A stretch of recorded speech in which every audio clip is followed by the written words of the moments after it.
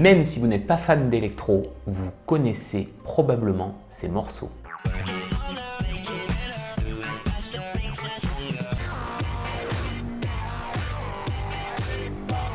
Et oui, il s'agit de Daft Punk, groupe de renommée internationale qui s'est séparé après 28 années de collaboration. Pourtant, leur succès n'était pas gagné, car s'il y a bien un milieu dans lequel il est très difficile de faire sa place, c'est celui de la musique. Comment faire la différence dans un milieu saturé?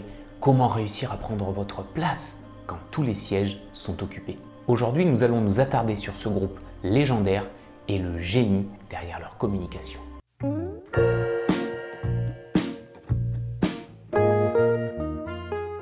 Bonjour et bienvenue, je suis Benjamin Voris, je suis formateur en prise de parole en public. Je vous accompagne pour vous aider à libérer l'orateur qui est en vous. Si vous voulez en savoir un peu plus sur mon activité, je vous laisse jeter un petit coup d'œil aux liens qui sont juste en dessous. Alors, est-ce qu'il suffit de dissimuler votre visage derrière un masque pour vous démarquer? Probablement pas.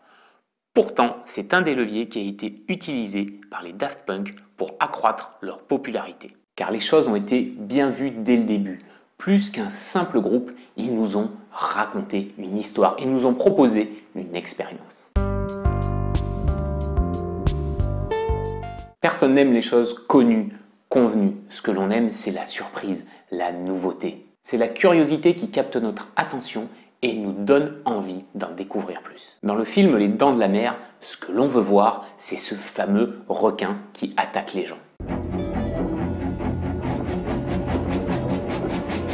Dans la première partie du film, justement ce fameux requin, on ne le voit pas.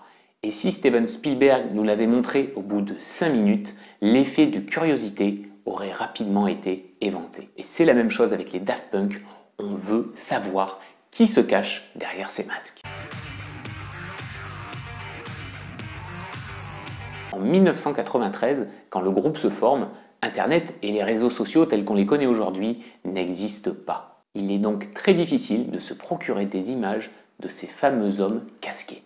À partir du moment où on avait donc un petit home studio, bon, le premier disque c'est moi qui l'ai fait. On aurait pu imaginer qu'au bout de quelques années, ils allaient laisser tomber ces fameux casques, mais en fait ils n'en est rien. Ces casques, c'est devenu leur identité, leur marque de fabrique. Et cette identité les suit partout, dans leurs clips, dans les concerts, dans les interviews. Ils ont donc, dès le début et tout au long de leur carrière, conservé, entretenu ce mystère. Même durant leur clip d'adieu, ils sont avec leur casque. Leur attaché de presse n'a d'ailleurs pas officiellement communiqué sur les causes réelles de leur rupture.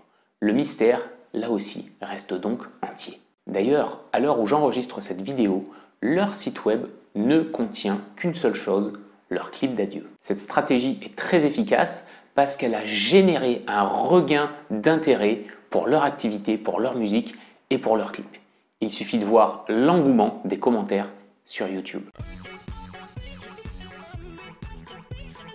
Et lorsque vous prenez la parole au public, eh bien c'est la même chose. Vous devez créer de la curiosité. Vous devez créer et entretenir du mystère. C'est un point indispensable pour capter votre audience, mais ce sera insuffisant pour les persuader de continuer à vous écouter. Avec les Daft Punk, la curiosité nous a attirés, mais c'est le talent qui nous a fait rester. Ils font partie de ces groupes mythiques qui ont popularisé la French Touch au travers le monde et ont contribué à son exportation. 28 ans de carrière, ce n'est pas rien. Et ce qui a permis de construire leur succès, c'est justement leur capacité à varier les styles, à aller explorer des terrains un petit peu inconnus et ainsi éviter de se retrouver enfermés.